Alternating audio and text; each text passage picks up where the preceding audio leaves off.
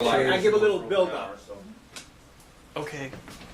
Welcome everyone to the Center for Marxist Education for, what is this, the fourth event in the 60s Cafe? I think it's the fifth. Fifth, okay, thank you. Fifth event in the 60s Cafe. Other events are online, the videos for them. And this is the one this next Saturday, actually. Yeah, sorry. I was. Yeah. You're wrong, sorry. Jeff Perry, who is a working class activist and scholar who's done a lot of work with Hubert Harrison and Ted Allen, who I'll let him explain it all. He's going to speak to us today. And next Saturday, we have Ron Jacobs, Counterpunch contributor, author of a book on the Weathermen and on anti-imperialism in the 70s, I believe, will be coming to speak here. It's what, 2 o'clock? Yep. Okay, so I'll give it over to Jeff. Thanks, Doug. Thanks, Joe. Thanks to the Center for Marxist Education. I'm going to speak today primarily on Theodore W. Allen, who lived from 1919 to 2005. How this ties into the 60s is Allen was actually in his 40s a member of SDS in the 1960s, and very influential in SDS and the New Left when he developed some pioneering analysis of white skin privilege. But before that, for those not familiar with him, Allen, from right out of high school, went into the Communist Party. He's a coal miner. We'll get into some of his background. And I'll also be mentioning Hubert Harrison, who lives from 1818, actually lives to 1927. This is the first volume of a 2-volume biography I'm doing on him. We have the books here. First multi-volume of an Afro-Caribbean, only the fifth of an African-American, a total giant. He was the leading black activist in the Socialist Party. So we got a leading black socialist early 20th century, a very significant person coming out of the communist movement mid-century. Here we go. They are both autodidacts, self-educated, working-class intellectuals. And I think this is very important because in some ways, I think, as is suggested here by George W. Stocking, they can sometimes confront and analyze and assess what's going on without having their brains eaten up in a university, so to speak. Mm-hmm. And by that, when I say that, I immediately think of this quote from Marx, which I'm sure people here are familiar with, how the dominant, the ruling class, the ideas of the ruling class are in every epoch the ruling ideas. And I think that's true, and we see that in what goes on in universities. And just, I can't emphasize enough how I think that, you know, not only is this the most powerful country in the world, but a lot of the ideas, a lot of what I want to talk about today is really going to challenge that. This is not an easy task, right, to really cut through a lot of this, and that's why it can't be done in just sound bites, because we're fed in so many ways with, I think, a lot of incorrect ideas. Harrison lives, as I said, from 1883 to 27. Now I'm going to open with Harrison because I think he will help make clear what Allen does later, right? Harrison's from St. Croix in the Virgin Islands. For those not familiar with him, brilliant intellectual, race and class conscious, radical internationalist, called the father of Harlem radicalism by Randolph and others, Philip Randolph. And I've argued in my 2 books he's a key ideological link in the unity of the black liberation movement, the civil rights wing and the race nationalist tendencies, right? J.A. Rogers, world's great man of color, calls him the foremost Afro-American intellect of his era. Randolph calls him the father of Harlem radicalism. Harrison is the only person in U.S. history that I know of, and I think this is accurate, to play signal leading roles in the largest class radical and the largest race radical movement of his era. Leading black activist in the Socialist Party, the founder of the first organization and first newspaper of the New Negro movement, which in some ways is a precursor to the Black Power movement 50 years later, and then he becomes editor and principal radical influence on, editor of Negro World and principal radical influence on the Garvey movement. Because he's a major radical influence on both A. Philip Randolph and Marcus Garvey, that's where that key link in the ideological unity, but if you take those lines of descent down, it is Martin and Malcolm when I grow up, because it's Martin who marches with Randolph at his side, and Malcolm, whose mother was a reporter for the same Negro World that Harrison edited, and father was a Garveyite preacher, right? So these lines. So Harrison is a giant. And both Allen and Harrison, they're autodidacts. When I started out maybe a decade ago, if you did Google searches, you might get 13 on Harrison and 85 on Allen. They're up. Allen's 300,000 now or something like that, and Harrison's 130, 140. They are coming because what they say is so important. They speak truth, and I think particularly the younger generation who's really looking to address some of these issues, you know, is picking up on them. And so please pay attention as we go on. Briefly on Harrison, just a couple key points, again, to get us to Allen. Harrison arrives from St. Croix in the Virgin Islands in 1900. When he arrives, he encounters a vicious white supremacy, unlike anything he knew down in St. Croix. And he comments on it, and so did so many of the early generation of Anglo-Caribbean, Afro-Anglo-Caribbean, from the Anglo-Caribbean, right? Marcus Garvey from Jamaica, Claude McKay from Jamaica, they all comment similarly. Harrison says he was shocked by what he saw here. McKay phrases it very well. McKay writes, when I came to the United States, it was the first time I'd ever come face to face with such manifest, implacable hatred of my race. I had heard of prejudice in America, but never dreamed of it being so intensely bitter. And to this day, people coming to this country will comment similarly, right? That's true. All right. The difference. I use Harrison's St. Croix as an example because I'm most familiar with it. But in St. Croix, the St. Croix that Harrison came from, there was no history of lynch terror, no formal segregation, class promotion among a sector of the African-descended population was fostered, and white supremacy was not as virulent or as vicious. Why? And this is going to pave the way for Allen, right? Very simply, in St. Croix, the background was of the 100% of the population, when Harrison's growing up, you had 5% European, 80% of the population black, basically plantation laborers, 15% so-called colored, of mixed African and European ancestry. In St. Croix, the greatly outnumbered European ruling elite, for social control reasons, social control becomes crucial in Allen's analysis, they implemented a policy of promoting a sector of the African-descended population. In other words, they wanted to draw the middle element in, because 5% couldn't control 95%. They tried to use that middle element. A similar thing we see happen in Saint-Domingue, in Haiti. And that's written about by other scholars, right? And when push comes to shove in that struggle, the free colored side with the plantation labor force leads to, you know, emancipation and independence. But during slavery in St. Croix, there was the policy of promotion and landholding for a sector of the African-descended population. Hubert Harrison, when he's born in 1883, is actually born on a plantation on an estate owned by two men of color. You would not find that in Virginia, in the U.S. for the most part, right?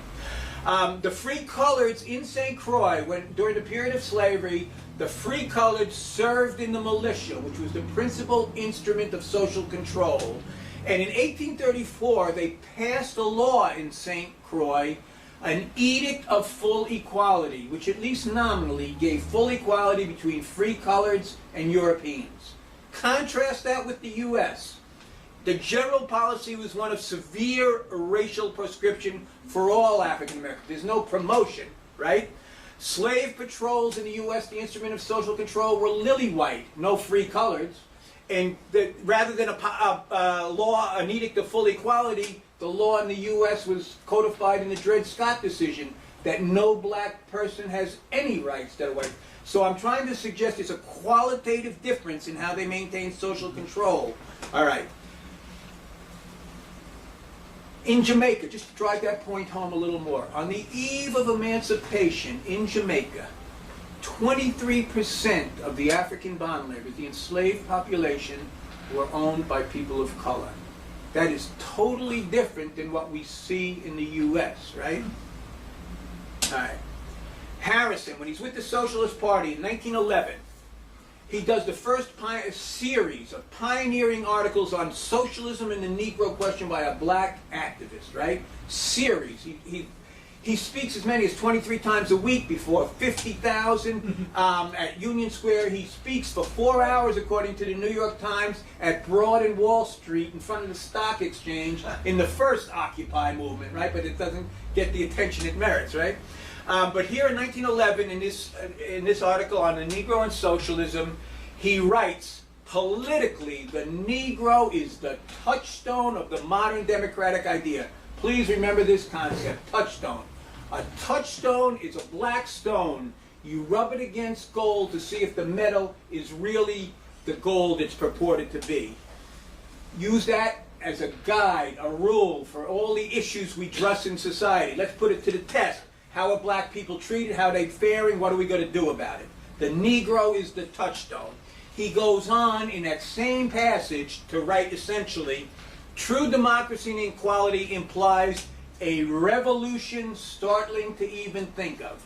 What I think he hints at there is the 1960s, the era when I grew up, and maybe some of the other people here, when the civil rights black liberation struggle was a catalyst for every other movement for social change. The anti-war movement, the women's movement, the labor movement, students' movement, gay and lesbian rights, pick a movement, right?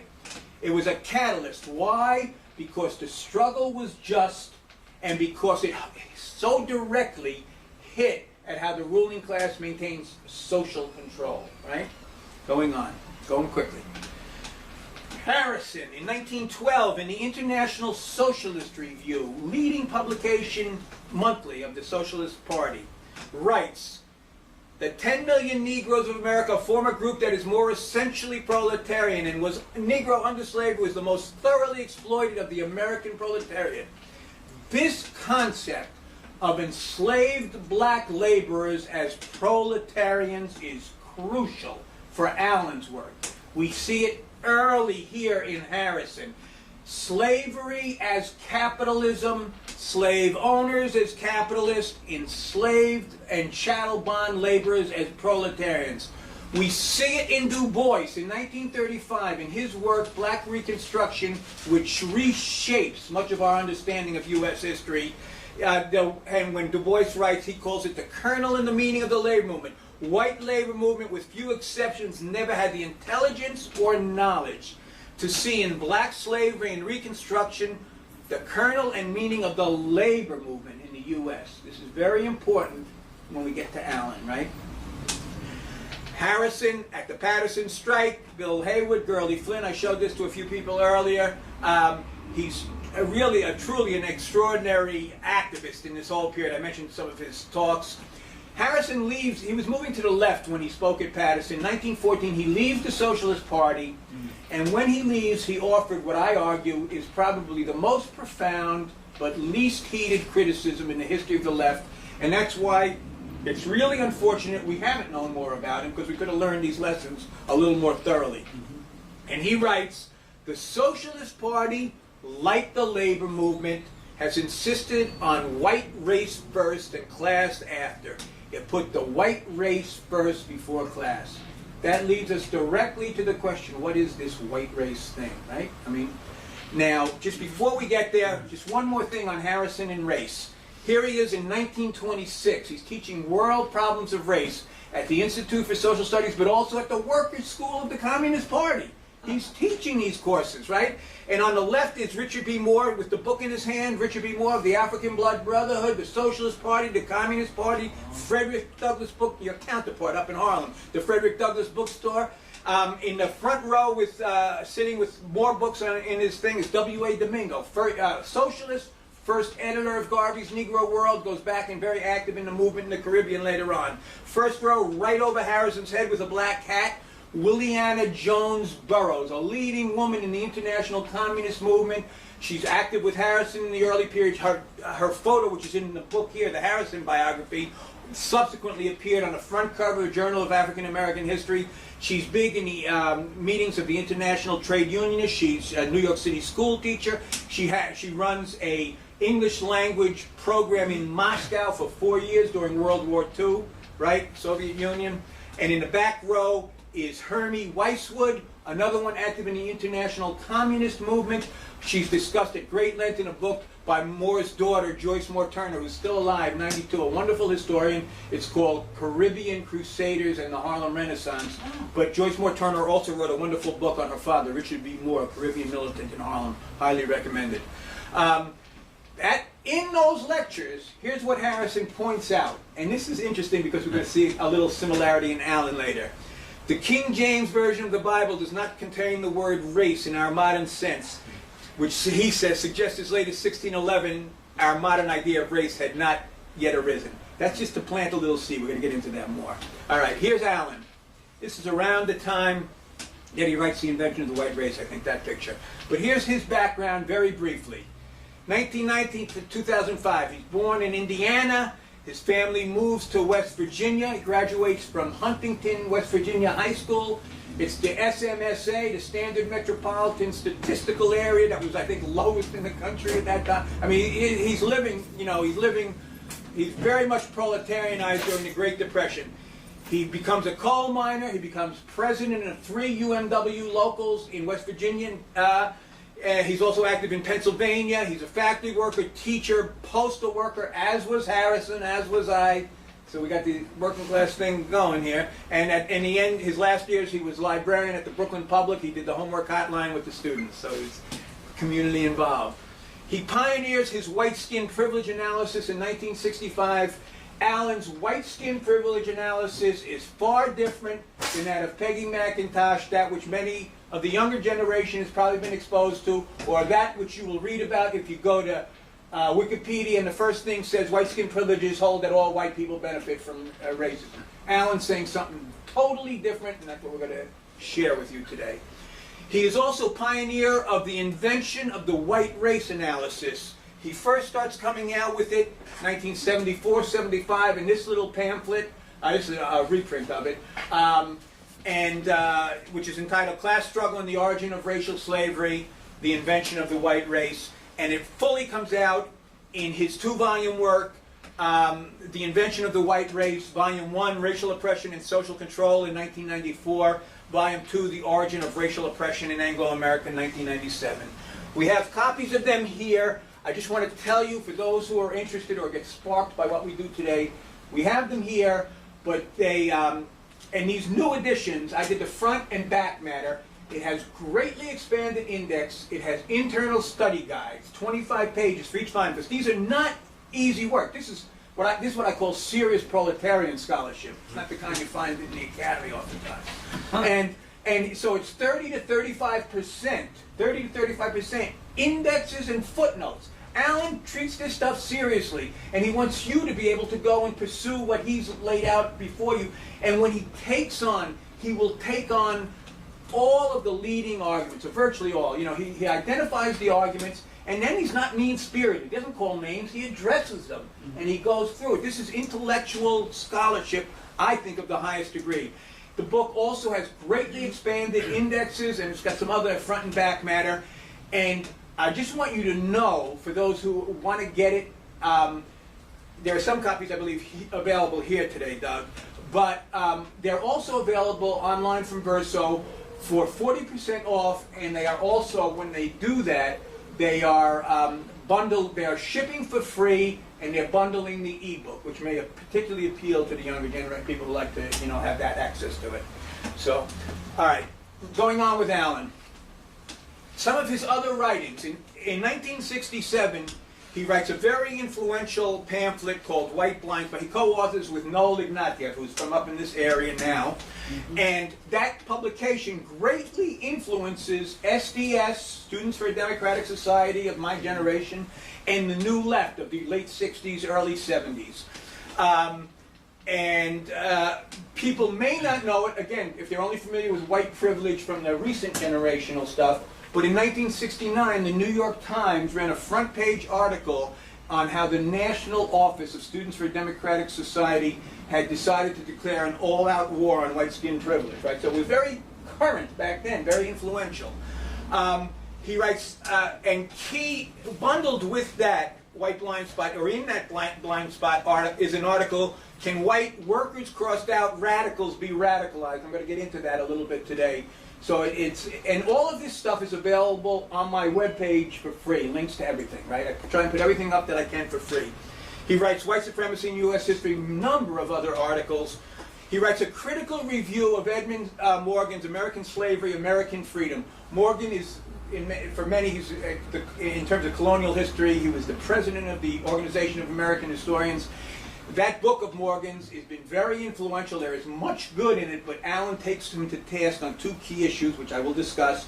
But why you want to pay attention, I think, is Morgan's book is what Michelle Alexander relies on in the beginning of her, when she's going to refer to the colonial period, she refers, I mean, she's a lawyer, she's not a historian, but she refers to Morgan, and I'm going to point out some of the issues that Allen takes with Morgan, because you might find that interesting. In defense of affirmative action and employment policies, race and ethnicity, history in the 2000 census, extremely important, because he looks at the Hispanic category and he does a history of how it's been treated in the census and what's going on. And besides all this very rich history and all the different groups that are affected and involved, because people should be familiar, in the U.S. Census now, 2000, 2010, and moving ahead, people of what is called Hispanic category, even though, as I pointed out, most of these people broke from Spain, right, and referred to themselves otherwise, but the U.S. Census says Hispanic, are given the option to indicate their race. And there's much more beyond that, but the statistics are from 200 to 2010, the percentage of Hispanics identifying as whites went up 3%, and it's going to be going up more in the next decade. We got to watch this, because one of the principal driving forces, as Allen points out in his article, census making is a political action. Mm-hmm. And what's going on with this census is they're restructuring things so that there will be a white majority, or at least a white plurality, into the foreseeable future. So the illusion, the image of democracy, they can still run that day. Oh, we're very democratic and stuff like that. Please pay attention. This Allen article is very important, because right now, 2 nights ago, I was in New York City. There's all kinds of big money from Ford Foundation, Kellogg Foundation. There's all this study now. Make race count. This is what's being pumped in the Latino community, right? Make race count. And the real danger is people I think, one of the real dangers, people identifying as white, right? But we can talk about that. I mean, I realize that after all, Latinos were being discriminated against on the basis, that's not what I'm talking about here. I'm talking about this white identification thing. He does a wonderfully and a very important critical review of David Roediger's The Wages of Whiteness, Race in the Making of the Working Class. Any people who are familiar with Roediger, been influenced by him, I think want to read that. Read it carefully. It's again, I think, very insightful. He also, this 2-volume work that he does, The Invention of the White Race, he knew how big and heavy and thick it was, so he was thoughtful for his readers, and he wrote a 2-part summary of it. Each part is 50 pages long, but it's online for free, so you can access that. And in this pamphlet, the class struggle pamphlet, I do a short intro, which is also available free online, 12 pages, so you get a little taste of what he's trying to do. If you go to my webpage, which is down at the bottom, jeffreybperry.net, you'll find all of this stuff. You can remember my name from the event today. In an article, which Joe was the editor of Cultural Logic, which was published in Cultural Logic, the 2010 issue, aside from everything we're talking about, in that article, I think I offer what is the fullest treatment of the development of Allen's thought that's been written so far. It's a long article, but in the article, I have a statistical section which I think people would find of value. And the basic points I make in the statistical section, or I try to make, and I keep that very short, is that the gap between rich and poor is extreme and worsening, right? The gap between rich and poor is at record proportions in this country, right? 2, that poor and working people are suffering deeply. This is very important, because some of the arguments, like the white privilege argument, oh, you're benefiting from this system. People are getting crushed, right? 3, comparisons with other advanced countries show how poorly U.S. workers are. And I do some international comparisons, maternity leave, paternity leave, social safety net, health care, these issues. And I think it's a type of research we want to encourage people to do, or type of analysis we want people to do. Similar type things. And the 4th point I make is, through all of this, there's a white supremacist shaping to every issue you look at, right? To every issue you look at. Housing, unemployment, healthcare. All right, so you might find that section interesting. Now we get into Allen. On the back of Volume 1 of the original 1994 edition, Allen writes the following. When the first Africans arrived in Virginia in 1619, there were no white people there, nor would there be, according to the colonial records, for another 60 years.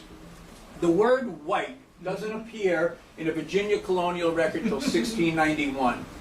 And Virginia's the pattern-setting colony. 7 of the first 12 presidents come from there. Let's be clear, right? All right. There were no white people. He points out, others living in the colony at the time were English. They've been English when they left England.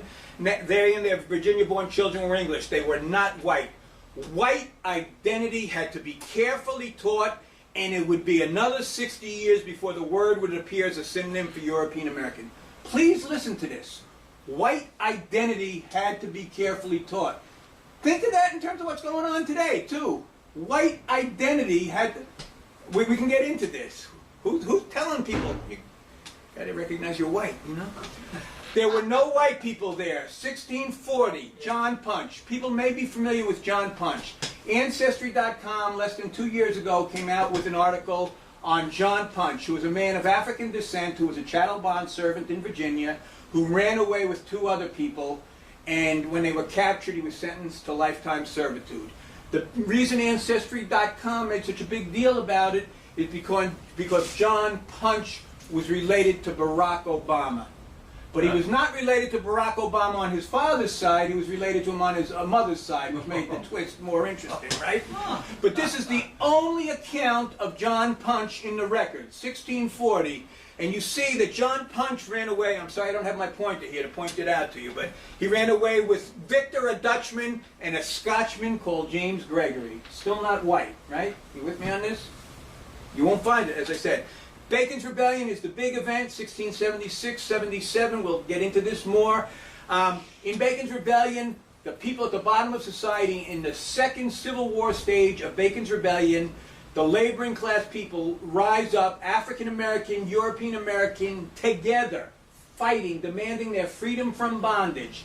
They burn Jamestown, the capital. They kick out the governor, and they control 6/7 of the colony for 9 months, right? And this is Bacon's Rebellion. Here's the account from Captain Thomas Grantham, who's sent to put down the rebellion. And Grantham writes, in the final stages, I there met 400 English and Negroes in arms. Still not white, right? English and Negroes in arms. And some were for shooting me and others for cutting me in pieces. I promised them that they were all freed from their slavery. And in the final stages, 80 Negroes and 20 English would not deliver their arms. Still not white, right?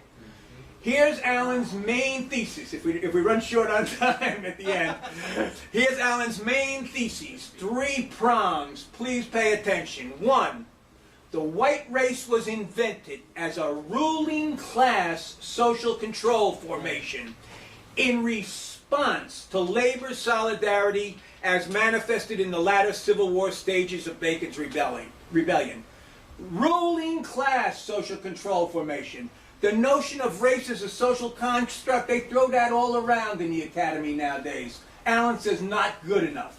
If you say race is a social construct and leave it there, you leave the back door open for Daniel Patrick Moynihan and Dinesh D'Souza, who will say, yeah, it's a social construct, but what would you expect from inferior family life or inferior cultural background, right? Allen says, no, you've got to put it where it belongs, at the ruling class, right? That's whose interest it serves, that's who developed it, right? Allen goes on to explain how this is done. He says a system of racial privileges was deliberately, conscious ruling class policy, deliberately instituted by the late 17th, early 18th century Anglo-American bourgeoisie in order to define and establish the white race and establish a system of racial oppression. We're going to get into what racial oppression is, but I want to call to your attention, since we're at the Marxist Center, Allen, with all his Marxist background, he taught at the Jefferson School for years, political economics, he is developing an analysis of racial oppression. We're familiar with Marxist analysis of national oppression or gender. He is developing an analysis of racial oppression, right? All right. The third, and this is crucial for Allen's analysis, and this is where he differs from the Peggy McIntoshes and others. The consequence was not only ruinous to the interest of African Americans, the consequences of this system of white race privileges was not only ruinous to African Americans, but it was disastrous for the European American workers. The workers, We know the ruling class benefits from this system, right? But it's not in their interest, and he's trying to get people to fight against it, right? And so we're going to get into this some more. So, and he emphasizes, and later we'll get into some of his arguments, the position of the laboring class vis-a-vis the rich and powerful was not improved, but it was weakened by the system of white skin privilege. So what Allen is arguing over the course, I'm giving you this up front, then we're going to get into how he gets there. That the white race is a ruling class social control formation, not simply a social construct. I've made that point, I hope. It is no part of genetic evolution. This white race thing, it's not about biology and genetics. Just like the census is political, this white race formation is political, right? White supremacism, he is going to argue in this and many of the writings which we're going to go into, has been the Achilles heel of the labor, democratic, and socialist movements in this country. White race and class collaboration. I come out of the labor movement, you come out of the labor movement, right? The worst thing you can be in the labor movement is a class collaborator. Now, Allen says this white race is a formation that includes the ruling class and the laboring class to serve the ruling class interests. So he says the white race held together by racial privileges, the key is the racial privileges to the laboring class, because it's against their interest, is the most basic, prevalent, and historic form of class collaborationism in this country. Going on. White identity. Here's where Allen gets deeper. This is why I didn't want to cut this one short today. The main barrier to class consciousness in the U.S. is the incubus of white identity. White worker concept. If you think you're white, you side with the boss. We want to emphasize the worker. We don't want to emphasize that white, right? Got to break from that white. Separate the workers from the white. This is what he's arguing, right? So that's just a little where we're going with this. Getting a little pumped here. Ted Allen, okay. This is what he probably looked like. I can't remember exactly, but I first met him in the late 60s. But this is around the time he's writing that white blind spot thing, you know. And now here's a little of his history of how he comes to write all of this stuff. Again, he's a coal miner, hurts his back in the mine, comes up to New York, teaches at the Jefferson School, political economics. That's a Marxist school like this, only much bigger, right? And, you know, he's teaching this. He's a key figure in some of the major conferences they do in the 50s. He leaves with a left offshoot after the Khrushchev revelations, you know, in the 50s.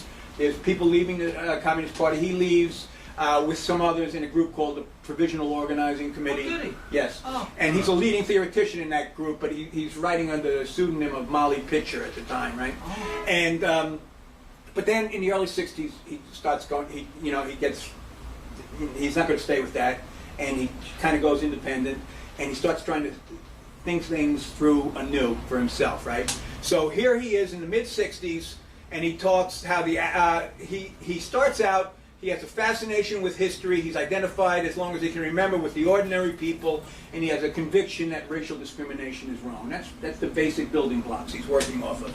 It was a changed ambiance of the African-American civil rights struggle, peace movement, etc. Remember that early quote about the autodidacts, how sometimes they capture the essence of their period in a very direct way? I think this is the case in Allen. I think it's also the case with Harrison during World War I era, right? So he starts probing the possibility, could it be possible defeat suffered by democratic, progressive, populist, and socialist movements in this history of this country, and the riddle of American exceptionalism? If you've heard the phrase American exceptionalism, right. Traditionally what it's referred to is why does the U.S. seem to be exempt from the normal course of class struggle, you know, as in other capitalist countries. And so he's arguing, he's probing, could it be found in white supremacism? Could this be the key to understanding this? And he says Du Bois had planted that seed some 30 years earlier in Black Reconstruction. So in 1965, he sets out to investigate three great previous crises. Civil War and Reconstruction is one, populist revolt of the 1890s is two, and Great Depression of the 1930s is three. And that's why that article that I wrote went in the journal that Joe edited, the developing conjuncture, this fourth crisis that's bit by bit developing, right? And I wanted to address that and build off this a little. Now, in the three previous crises, here's what Allen finds. These three crises I just identified.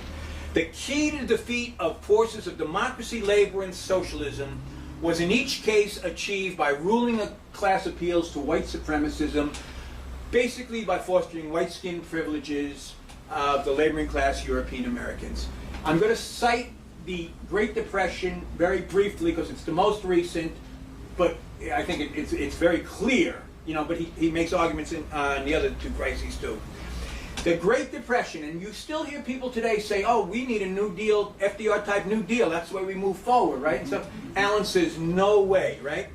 First, each and every program from the New Deal into the 1960s, each and every federal program was shaped in a white supremacist fashion. Why? Because the basic troika of support of FDR, the three prongs were the labor unions, the corrupt democratic machines in the cities, and the Dixiecrats down south, the same people who were in the Tea Party and the Republican Party today, shaping all that policy. So I come out of the labor movement. You look at the basic labor legislation of this country: Fair Labor Standards Act, National Labor Relations Act, Social Security until 1951. They exclude domestic and agricultural workers. 70% of your black and Latin workforce. Going on, that's the labor legislation. Relief. It's federal money, it's controlled locally. Great disparities, and particularly down south. Here's the big one, the GI Bill. I'm born in the Bronx. My family moves to New Jersey, right? But it's the same up here. The GI Bill, you can get a home with zero down payment and low interest loan. The statistics for New York, New Jersey area where I live, 67,000 GI loans are awarded. Less than 100 go to families of color. That's how you get the ring of white suburbs around New York and every city in this country. Conscious ruling class policy. And here's the fourth one, and I can't emphasize this one enough, and I'd like to see people taking up this issue a little more. The black to white unemployment ratio. Everybody knows it's 2 to 1 or some variant of this, but it wasn't always that way. In 1929, at the start of the Great Depression, the black to white unemployment ratio was 1 to 1, which makes sense if you think about it, because black laborers are brought here to work. By 1947, after all the programs of the New Deal and the post-war redeployment, it was 2 to 1, and that's all we've ever known, as long as anybody in this room has been alive. Ruling class policy. You get this? All right. Everybody okay? We doing all right? Yeah. All right, here we go. So, and we do more on this, but I'm going to skip. Now, Allen offers one other little thing in this period. He suggests that the history of class struggle in the U.S., this is just a little offering he makes, could briefly be interpreted in a 5-stage cycle. Normal course of capital events brings deterioration of conditions of workers. Substance of the white workers' race privileges in stage 2 at a certain period starts to erode, you know, it gets attacked. All of a sudden, not all of a sudden, but the white workers in that situation start making overtures to let's have some unity, fellow brothers and sisters, you know, we're getting crushed here. And what has historically happened in stage 4, he argues, is the ruling class has re-upped the white race privileges and stuff like that, that the European American workers have unfortunately taken what he calls the poison bait. Allen says that white race privileges for the European American workers are a poison bait. They're like a shot of heroin. They may look good, but they're killing you and your class interests, right? This is very important, very different than that other stuff. And so that's what he argues. I just wanted to get that out. Now, when he starts writing these essays in this period, Allen's a Marxist. He wants social change, he wants socialism, right? So he's addressing the questions, and this is of great relevance, again, here at the Marxist Center. Why no socialism in the U.S.? Why this relatively low level of class consciousness in this U.S.? And why 100 years after emancipation is white supremacy so strong? So these are some of the questions in the background. And on the question of why no socialism, he reviews the literature that's current in this period, and he argues that basically there's a consensus from the left and labor historians, a 6-pronged rationale. Now, if you want to see this in its core, go to William Z. Forster's History of the Communist Party. You're going to find it in there. But it's in these other writers, too. I'm going to show you in a second. But the 6-pronged rationale that are used to explain the low level of class consciousness: early right to vote, the heterogeneity of the workforce, freelance safety valve, higher wage, social mobility. These are what, you know, these historian and labor historians have put forward. Now look who they are. He's ready to take them all on. Engels, Sorg, who translates capital into English, right? Eli, Hillquit, Foster, dominant figure in the Communist Party, Commons, Perlman. And these are the people, and he cites. And if you go to the articles, you can get the citations, right? So that's where he's getting this from. And what he argues, he challenges that old consensus, and he counters with his own theory. He says basically, look, at that six-pronged rationale is more myth than reality, and when you look more closely, because he goes, the freelance safety valve, it wasn't working people getting that freelance, going to railroads and things like this. He goes one by one through all of them, and he counters with his own theory that white supremacy reinforced amongst European Americans was the main retardant of class consciousness, and efforts at social change have to address this, right? Related to that is the question of why no Labor Party, why no significance left, and again, he's offering that same analysis, right? In the course of that, he also challenges, and this is where Allen's very good, this is in the 1967 to 69 period, he takes on the arguments, he's arguing that central to efforts at social change is struggle against white supremacy. But there are all kinds of arguments that come up then as they come up now. So he categorizes them, and he calls them the artful dodges, right? And I'm not going to go, I didn't want to go through all six because I knew, I was very consciously trying to keep this down. But one is level up, don't level down. You'll hear this from some groups on the left, you know, don't take anything away, right? You know, of course, what happens with that 2-to-1 black to white unemployment is that the white skin privilege policy goes in terms of the jobs too, right? Whites are first hired, last fired. So if you're not going to take anything away, so he argues, you know, that the level up, level down is typified by fair employment through full employment. He says you're not going to get there unless you're prepared to deal with this. And as someone who's worked in the workplace and knows the situation, when you're going to try and bring workers together, they're going to come at you hard sometimes, and they might try and hit some people hard, right? And we've got to be ready to stick together, to fight back, you know, and that's it. And on these issues, he's saying we've got to step forward and challenge all of these policies. Now, another one, and this one you'll find in one writer who's very current today, start talking about short-term and long-term interest. Well, yeah, maybe in the short term, obviously the interest, that's a quote, right? Obviously the interest of white workers and black workers aren't the same, but in the long term, yeah, down the road they will. Alan says we're never going to get down the road unless we start addressing this inequality now, right? So he's calling for a need for a direct attack, and this is in the period 67, 68, 69. Again, he emphasizes the privileges are a poison bait. They do not permit the masses of European American workers nor their children to escape from that class, the working class, right? Two essential points about race privilege policy, deliberate bourgeois class policy, and contrary to services appearances, they are contrary, the privileges are contrary to the interests not only of black workers, but European American workers. So Allen is then arguing, and he writes an essay on this, the most vulnerable point. He argues that white supremacy, the most vulnerable point at which a decisive blow can be struck against bourgeois rule in the U.S. is white supremacy. Why? Because it is white supremacy that they rely on to maintain social control, and that's the issue we have to beat them back on. So this is where his movements, and when he's still writing this is 72, 73, he's still in the old mold of the Communist Party language and things like this, because there's some changes come along. He talks about repudiation, and repudiation he understands is a throwing off. It's just not going to go away. You've got to challenge this stuff, and it's not a single one-act thing. It's, you know, day in, day out. And we can talk about this more. I can talk in terms of the work we did in the post office. Struggle against white supremacy and imperialism totally linked. He emphasizes that. The slide's up there. People can read in more detail. Coming back to the history of Allen's book. After 5 years of working on this analysis of the history of the three crises, a new book appears by Winthrop D. Jordan. The book is entitled White Over Black, American Attitudes Towards the Negro, 1550 to 1812.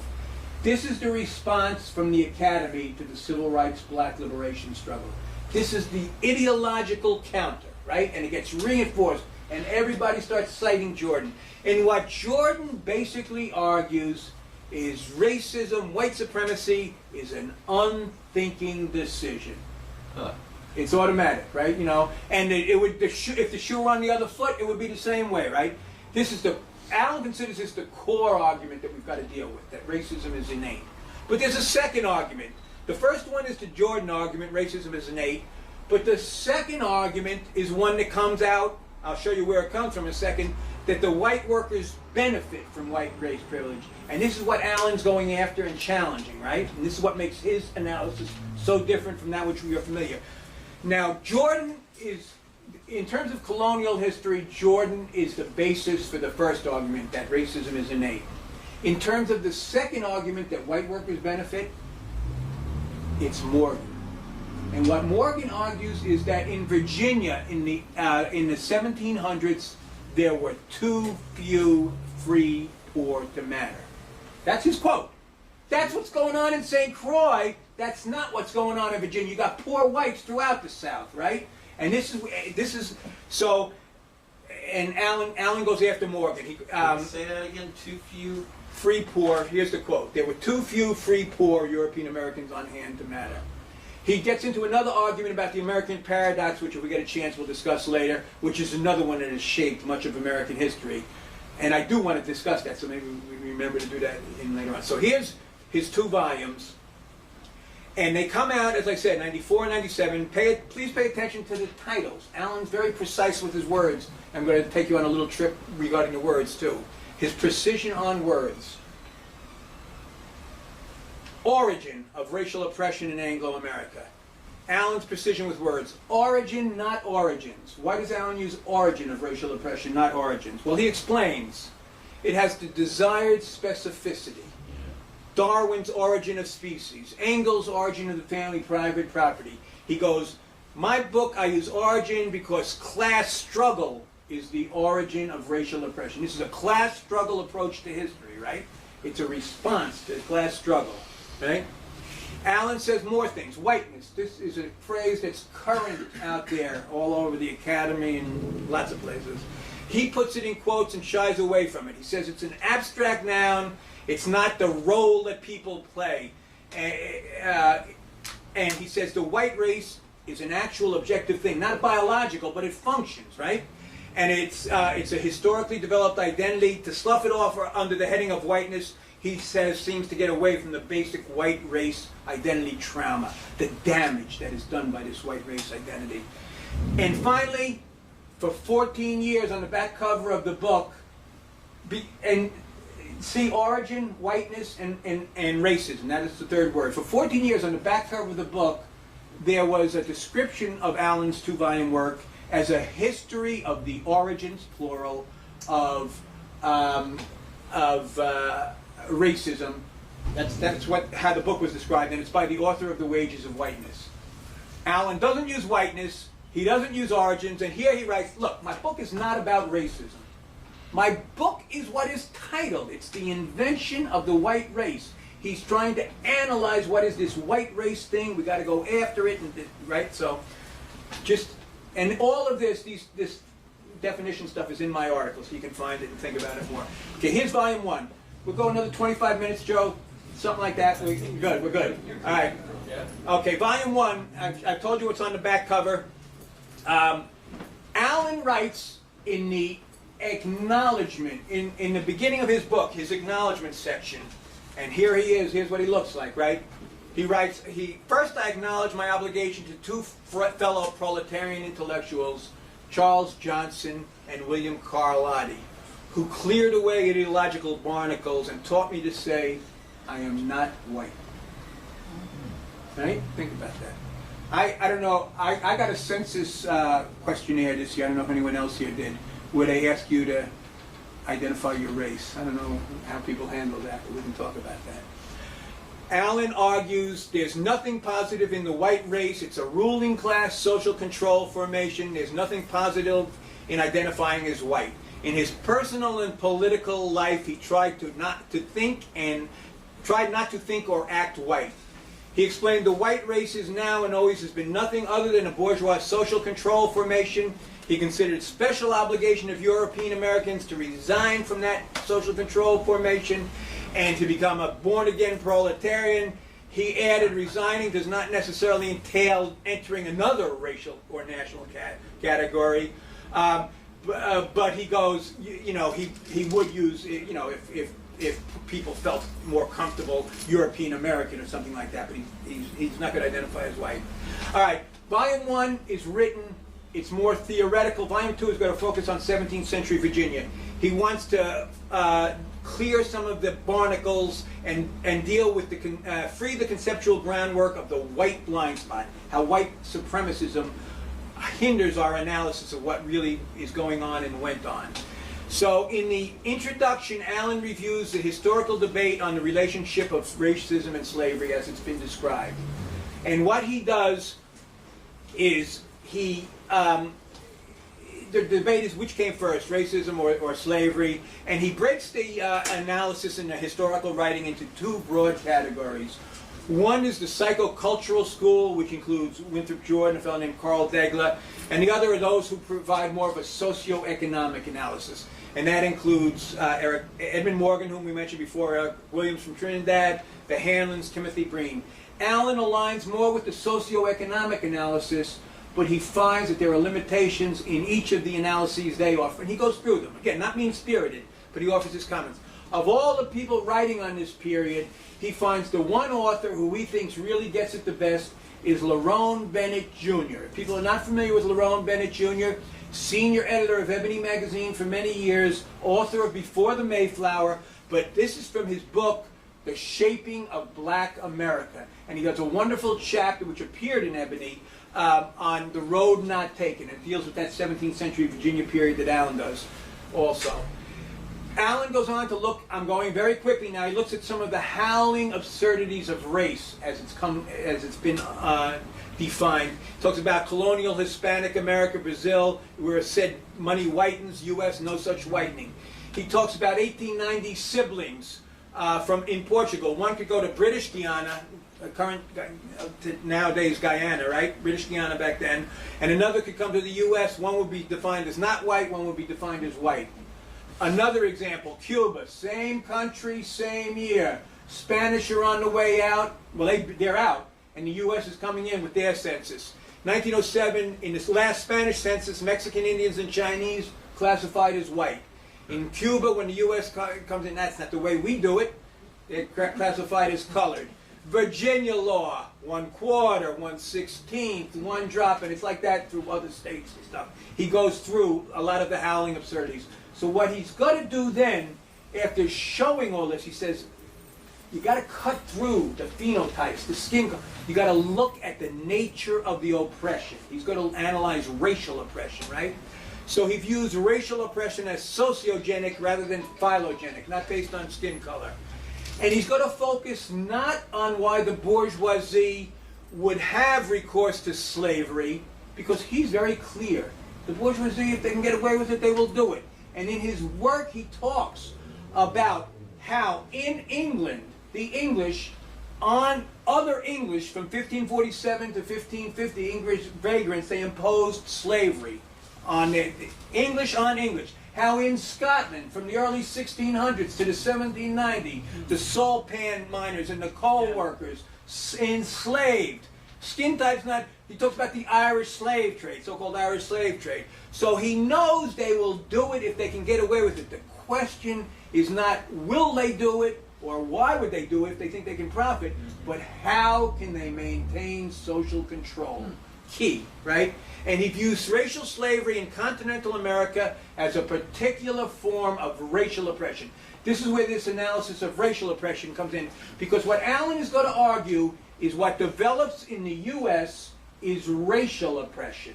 What develops in Jamaica, Barbados, is national oppression. Different types of social control, right? All right, the anatomy of racial oppression. And he says, by examining racial oppression as a particular system like gender oppression or class oppression or national oppression, we can get to the nature of it. So it's a real Marxist approach, I think, right? And firmer footing for analyzing and confronting the theory that racial oppression can be examined in terms of phenotype. He's trying to move beyond that, you know, get locked into skin color to look at what's going on so we can probe more deeply and analyze what has gone on. And in order to do that, he looks in the Irish mirror, the Irish history, and what he finds, and this is what he does in Volume 1, that Irish history affords insights into American racial oppression and white supremacy, because he argues that Irish history presents a case of racial oppression without reference to skin color. Irish are the same color, if you will, as the English, right?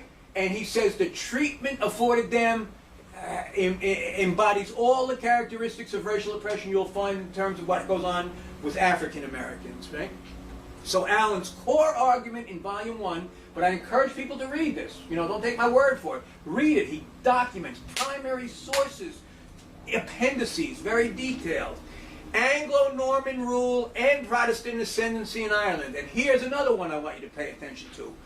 He's saying they developed racial oppression in Ireland in two periods. Protestant ascendancy from the 1650s, 1690s, Protestants on, but earlier in the Anglo-Norman rule in the 1300s. That's pre-capitalism. Some people say, oh, all this stuff developed only with capitalism. Oh, yeah. He's arguing you have to look at the nature of the oppression. But he argues that the treatment in Ireland of the Irish and white supremacy in continental Anglo-America demonstrates that racial oppression is not dependent on skin type, right? That's an argument he makes. And with examples. And then some of the examples of racial oppression that he puts forth include African Americans in the U.S., both pre and post-emancipation. When I told you, please don't pay attention to the blurb on the back cover of the book, Volume 2, the Verso editor is implying that Allen says racial oppression ends with emancipation. It doesn't. He says it gets reconstituted after the Civil War and Reconstruction, racial oppression, right? He says another example of racial oppression is American Indians, but not in the beginning, not in Virginia in the beginning. He says it's later on, and he goes into why he makes that argument. And the Irish from the early 13th century and then after 1652. All right. 4 defining characteristics of racial oppression. When he goes into it, he describes he offers some hallmarks, some defining characteristics, declassing legislation, deprivation of civil rights, illegalization of literacy, and displacement of family rights. I just want to point out, each of these 4 characteristics back then has its modern day version today. We're still dealing with these, right? All right. Hallmark of racial oppression, reduction of all members to one undifferentiated social status beneath that of any member of the... That's the Dred Scott decision, right? No black person has any rights. Now, where the option was for racial oppression, Allen argues, because he's a Marxist and he's analyzing this all the time, a successful policy for the oppressor, for the bourgeoisie, was one that could maximize the return on capital investment while assuring a system of social control, right? This is, the bourgeoisie has 2 tasks, he's arguing all the time. They want to make profit, they got to maintain social control. And they will do it in different ways. They will have racial oppression, they will have national oppression, they have straight class, you know, whatever it takes. And he's going to talk, in a second, we'll see what he says about Ireland again. So, the general principles of social control, after establishing, did I skip? Where they found and developed and well-defined differences. Okay, I want to get to this. Forgive me for jumping there. But differences in social control. The intermediate social control, here's what he says. Racial oppression, the key to maintaining social control is the laboring elements from the oppressor group. Under national oppression, the key to maintaining social control is the element from the oppressed group that gets promoted into that intermediate status, if you will. That's key differences. In Virginia, he says there was no persons of discernible non-European ancestry were denied a role in social control, whereas in the Caribbean, the so-called mulattoes were promoted, born on an estate that's owned by men of color. That's why 23% of the enslaved population in Jamaica, upon the eve of emancipation, owned by... It's a different system of social control, right? And it's rooted in the objective fact that in the West Indies there were too few laboring class. The demographics which influenced the struggle in the Caribbean, these small islands, and particularly the Anglo-Caribbean, and they're producing sugar, which is capital intensive. It needs big plantations. The poor farmers, even after they get emancipated from their bondage or whatever, they can't compete with the big sugar plantations. So they flee oftentimes, right? So Allen argues, and here's where he gets even deeper into this question of racial oppression, national oppression, and not being based on phenotype. He says the British West Indies and Ireland demonstrate the relativity of race. In both cases, the colonial ruling power, faced with a combination of insurrectionary pressures, resolved the situation by decision to recruit elements of the oppressed group. In Ireland, what Allen argues is the British are racially oppressing the Irish. There's a struggle from the Irish, and at a certain point in the late 1700s, early 1800s, they concede, if you will, to allow a role for the Irish national bourgeoisie. So they allow for Ireland, what we call Ireland today, but they maintain the bedrock of racial oppression in Ulster, right? So they have national oppression in Ireland, racial oppression in Northern Ireland. In the Caribbean, they can adapt to national oppression. They still control, right? Just a different form of, whereas in Anglo-America, they maintain racial oppression. So he's trying to argue on the relativity of all of these means of social control. So national oppression in West Indies, racial oppression in the U.S. So when I showed you that Harrison quote earlier, or Claude McKay, they're coming from that situation in the Caribbean, right? Where people of African descent play prominent roles. And that's why Harrison Allen calls it the culture shock. Harrison writes in a letter to the New York Times that he's shocked by what he encounters here. I read you the McKay quote earlier. Just finishing up volume 1, and again I'm going very fast, Allen argues a few more things. He goes, after the Civil War and emancipation, the ruling elite of the country as a whole opted to maintain the system of social control that had been developed in the South based on white privileges and white supremacy. And he goes through all of that, and he talks particularly about how it's implemented in terms of land policy, immigration policy, and industrial employment, right? Very good stuff. I think people want to read it. And he talks also about the Irish sea change. He calls it a sea change. And this gets into what we were talking about before in terms of Latinos also. But when he talks about the Irish sea change, he talks about how the Irish are victims of racial oppression in Ireland. They hate the British with a passion, right? They support abolition of African Americans. And they come here, and within 2 generations, they become white defenders of the slaveocracy, opponents of abolition, within 2 generations. But he talks about where the driving force is that, and the plantation elite and related financial interests. Fernando Wood, the mayor of New York, is all tied in with the slaveocracy and the financial interests there. The Catholic Church hierarchy, Irish American establishment, Tammany Hall. So he goes through this. This is again to show the relativity of race. Victims of racial oppression. Now all of a sudden, all right. So he ends. And here's what he's done in volume 1. And this is the more theoretical, general approach.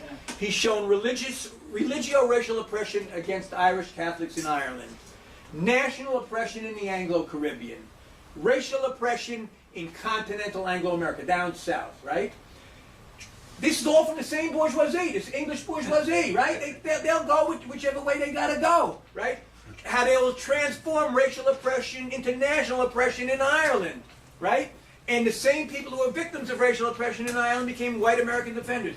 This is to show the relativity of race, racial and national oppression. I think it's a very deep analysis.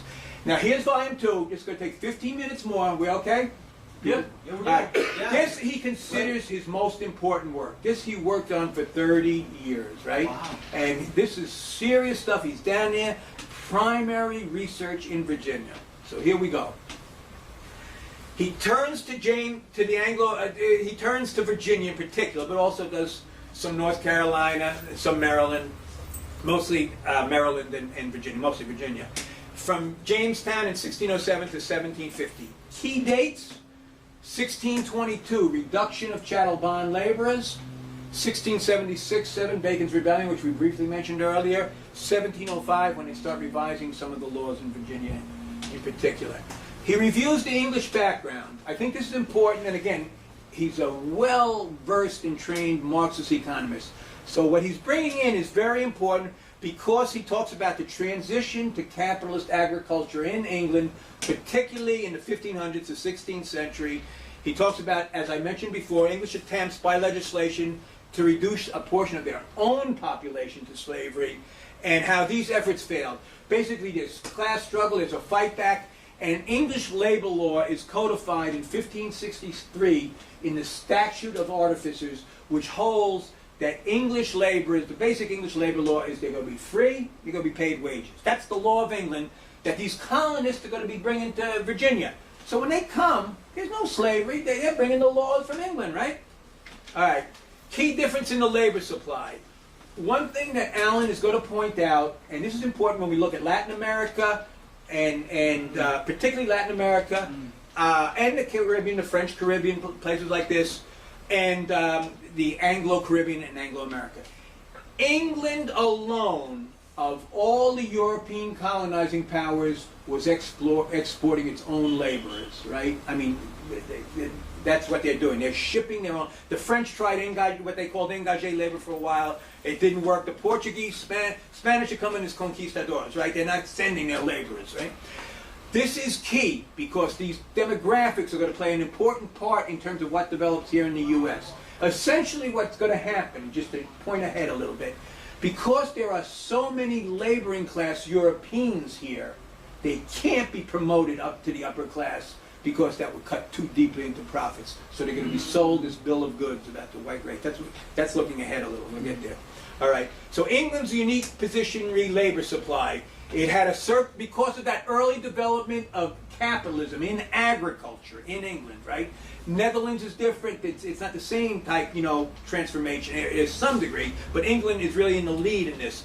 And what's crucial for people to know is up until the 1670s, to bring laborers to Virginia for the English, it was cheaper to bring them from England than other places, right? This was their this was their cheapest, because they didn't have control of the African slave, what's called the African slave trade. They didn't even set up the Royal African Company until the 1670s, right?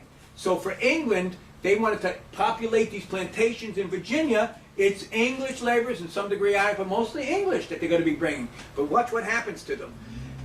So one aspect, the peculiarity of the English labor supply was not the cause, but it was an essential condition for the origin of the peculiar institution.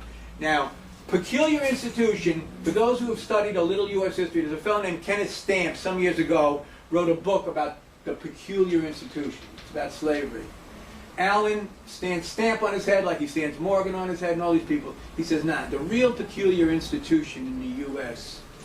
is the white race. Right? See, the slaveholders used to refer to slavery. They didn't even want to call it by its name. And they would, with a snide snicker and a wink and stuff, refer to our peculiar institution. But Allen says what's really the peculiar institution in this country is this white race thing that they create, which really is developed here. Right? So we'll go on.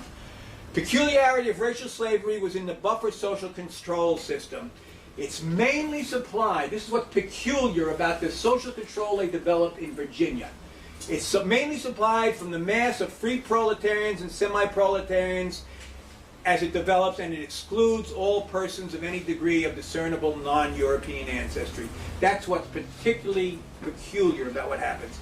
In this second volume, he does important sections on African migration and the peopling of America, including important appendices. And he talks about the migration, but the numbers, 10 to 11 million Africans, most people do not realize that more Africans than Europeans came to the Americas from 1500 to 1800. So there's a significant shaping role in the Americas. He talks about African migration and resistance, pays particular attention to the Haitian Revolution and its impact on the British West Indies, the U.S., Cuba, Brazil, but also, and this is crucial, it is from Haiti that Simon Bolivar twice goes and then departs in his efforts to bring, to fight liberation struggles in South America, right? So the interconnection between the African and Latino, right? Going back to Virginia now, the 1606 Virginia Charter, this is when they set it up for Jamestown, that's it. They're going to have all the rights, liberties, franchises, and immunities of free denizens and natural subjects of England. Wages will be paid, labor is free. That's how Virginia's set up, right? No slave, no slavery. First Africans don't even come, and they're not enslaved when they first come, right? Colonial Virginia. Was it capitalism? Allen has no doubt. He goes through, he talks about what their money, he goes in detail about what they do, but it's not simply what their backgrounds are, how it's set up. Rents, traffics, the prospectus promised investors 33 1/3% return. Quotes John Smith, all their aim was nothing but present profit. And he goes on and on. That's in terms of that background, but he gets into the relations of production also, and this is what's really important about his work, because he knows that analysis, right? Plantations were capitalist enterprises. He's very, and why this is important, because when the Communist Party, amongst other reasons, when the Communist Party starts developing national question analysis in the late 1920s and 30s, mostly imported from Soviet nationality theory, the explanations on the U.S.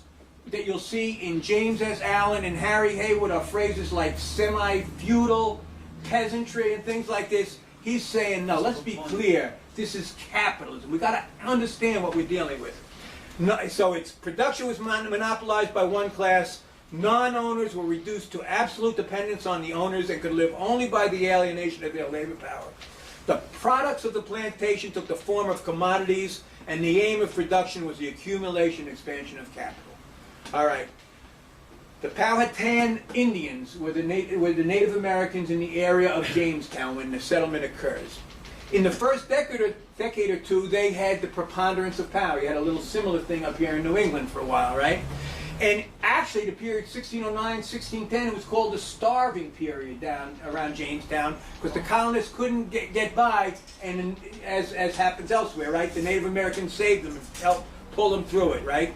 But the Native American population in Jamestown, certain key things about it, they could not be surrounded, because one of the unique things about the U.S., but you see it also in Brazil, but you don't see it so much in the Caribbean, is there's a great continental expanse. So there's avenues, if the Europeans come and try and impose some unfavorable conditions on Native Americans, they can just get it, we're leaving, right? But it's not so easy in the Caribbean, right?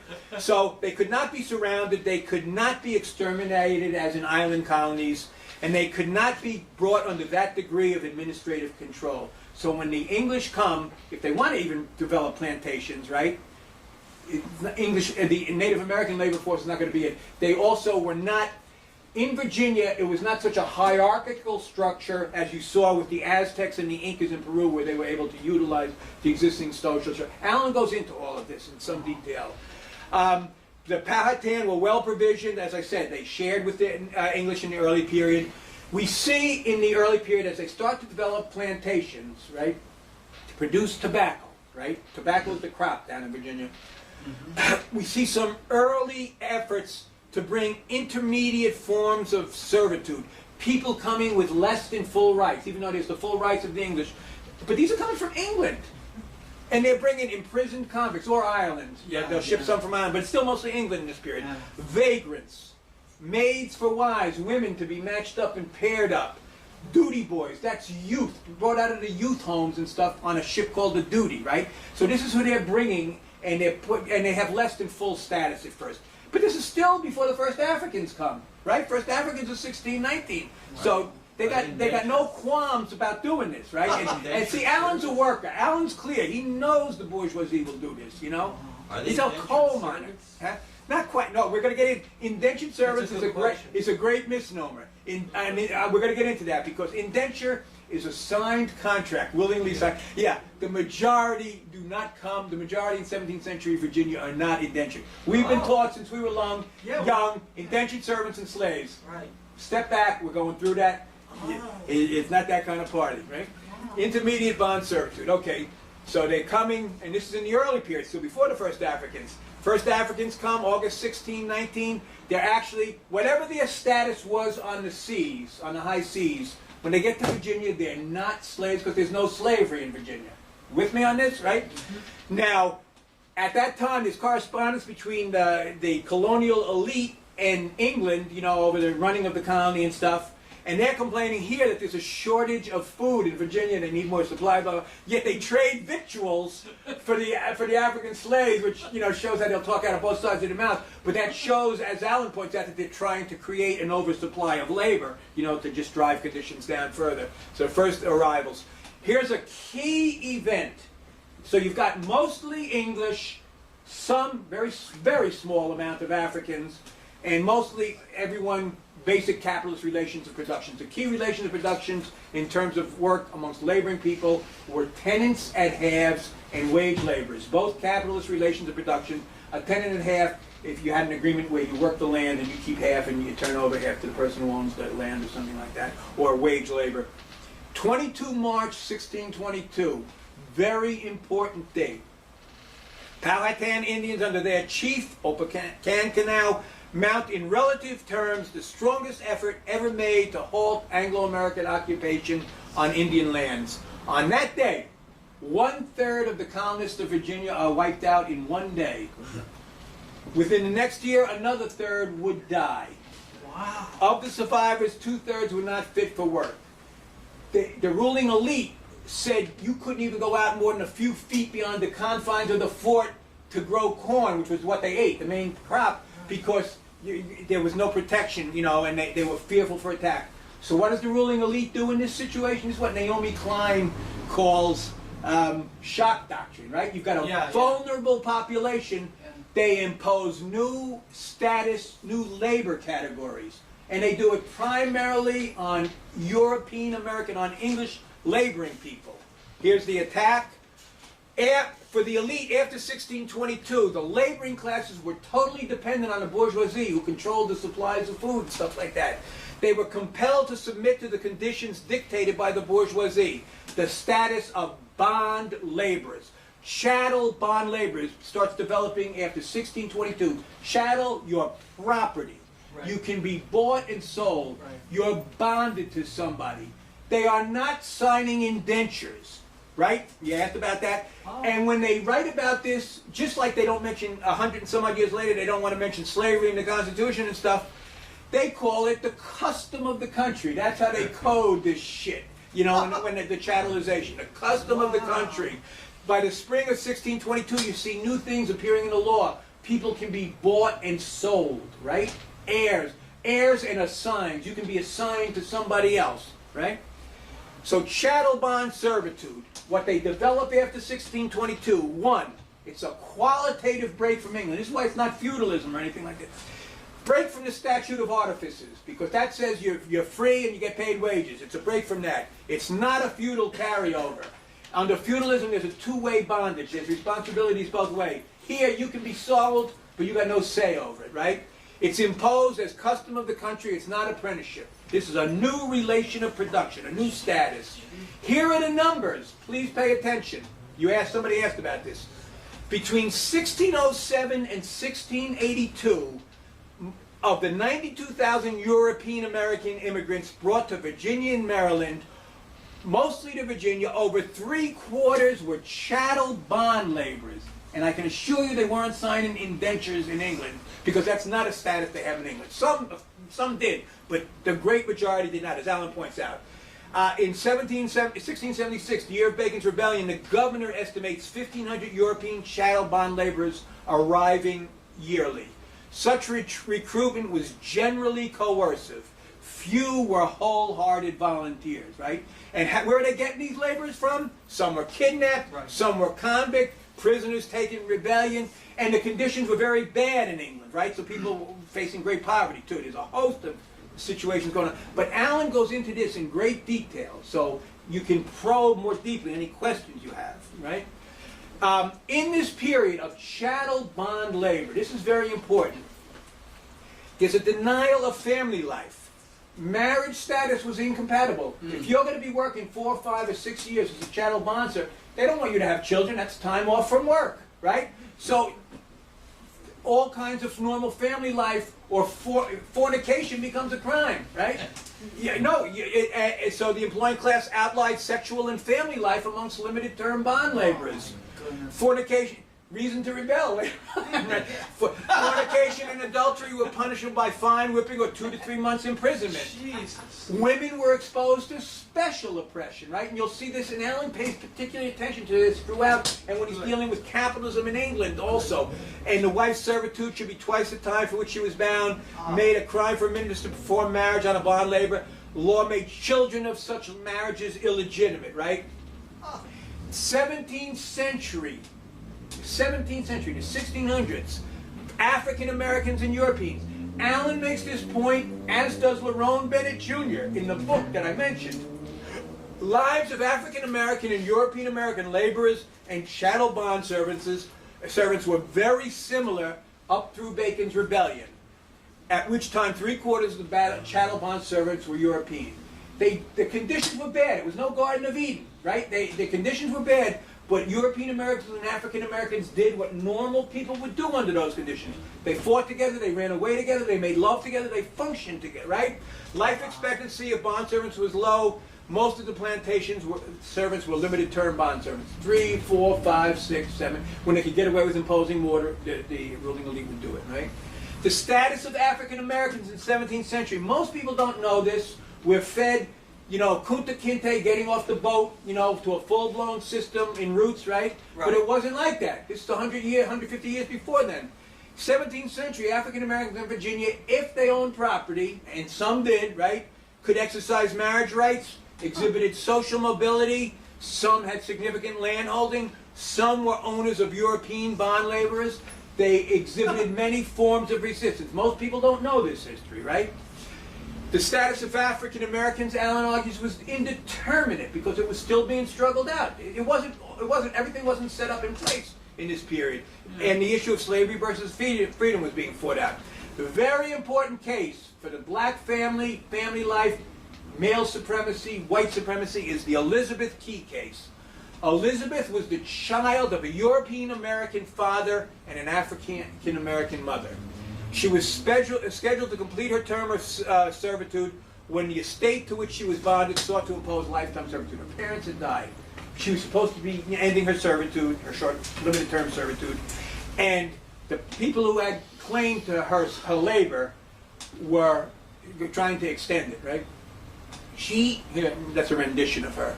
She does, back then, African Americans could go to court. She goes to court, right? You're not going to be able to do this a century later. And she argues on two grounds. She argues because she had been baptized. There was some precedent for this. If you were baptized, you couldn't be, sentenced to servitude, slavery.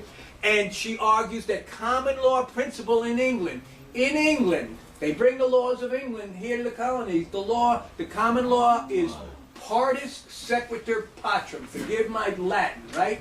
The status of the child follows that of the father. Her father's English. She should be free, right? She prevails. She wins, right? Within 6 years, they say, wait a minute, the ruling elite. This is where the conscious decision making comes in. No, that's not the direction we want to move, right? And they change it. And they change it to partis sequitur ventrum. The status of the child follows the status of the mother. Which means, as chattel bondage, and particularly as racial slavery develops, then all the children of the enslaved women who may be taken advantage of, whether they're taken advantage of by overseers or others, right, become enslaved, right? This is the direction they want to move. This is crucial. This is a qualitative change. When I grow up and I'm going to college, there's a book by a fellow named Herbert Gutman on the black family and slavery and freedom. Oh, everybody thinks Gutman, he's a great historian, blah, blah. He starts the book in 1790. You got to go back to this. This is a qualitative change. We have to look at and analyze and understand that. So what Allen's arguing is in this period, pre-Bacon's Rebellion, the white race did not exist. The plantation bourgeoisie was pressing for extended servitude, for more prescriptions on free Americans. But he's also arguing, and this is important, the invention of the white race at the beginning of the 18th century can in no part be ascribed to demands by European American laboring people for privileges vis-a-vis African. That's not what was happening. They weren't saying, we want privileges over the... They were fighting together. They were in similar circumstances. Okay. The Dutch controlled much of the trade in Africa, in labor in this period, because they were very prominent on the seas. But within less than 40 years after the founding of the Royal African Company, the English would become preeminent. The number of bond laborers was increasing. Between 1671 and... in 1671, there were 8,000 of 15,000 tithables people were taxed in Virginia were bond laborers, 6,000 European, 2,000 African Americans. Between 1680 and 70, after Bacon's Rebellion, 30,000 European Americans came, 24,000 were bond laborers. You had, in roughly a similar period, 1674 to 78, 6,000 African bond laborers. So they're still dependent on European bond laborers, right? People, again, don't know this history. Here's Bacon's Rebellion. I went through some of that earlier. I'm not going to belabor that. So in the wake of Bacon's Rebellion, the ruling elite had a serious social control problem. The rebels had risen up, they had kicked the governor out, they controlled the land, and there was no ready remedy in sight. So they turned to a new system of social control, which was the invention of the white race. And Allen describes how this is done. A new social status was to be contrived, white identity, designed not only to set European American laborers and bond laborers at a distance from the, not only to divide, but at the same time to enlist the European American of every class as supporters of the capitalist agricultural system based on chattel bond labor. So they were supporters of the system, right? And how is this done? He goes through the codification of laws, right? And the introduction of this counterfeit of social... They're not being promoted out of their class, right? But they're being given privileges. Privileges which were rights in England become race privileges in Virginia. Presumption of liberty, right to get married, right to carry a gun, right to read and write, right? These are some of the ones. And he goes through the laws that get passed on all these. But they do more. It's not simply that they give privileges to European Americans and that they extend the servitude of a significant sector of the African population, but the laws start going after the free African Americans. And this is what really makes it racial oppression, right? Because it's across the board, all African Americans are so denied free African Americans the right to hold office, barring any Negro from bearing witness. Remember, Elizabeth Key could go to court, right? Making any free Negro subject to 30 lashes for lifting his hand. When they start taking away the right of self-defense of Africans and African Americans, that opens the door for so many things, particularly in terms of attacks on the family, attacks on African American women, things like this. So he goes through all of these, right? They do more, and this to me, I think we have to drive this home in light of what's happening today for people. We could talk about this. They propagandize the people in white supremacy. They got to teach them what it means to be white, right? So they start, and the way they do it is they tack the laws and they tack the rules on the church doors and the courthouse doors. They got to teach these people what it means, right? And today we have people telling people, you're white. I mean, think about this. Yeah. 1723, Act to fix a perpetual brand. This is key. Allen pays particular attention. Passed an act, no free, mulatto, or Indian whatsoever shall have any vote in the election. African Americans, if they own property, have been voting for 80 years in Virginia, right? They take this away from them.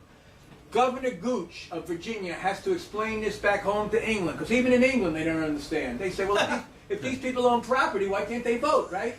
So Gooch has got to break it down to him how we do things here. He goes to fix a perpetual brand upon free Negroes and mulattoes. That's his words. Fix a perpetual brand.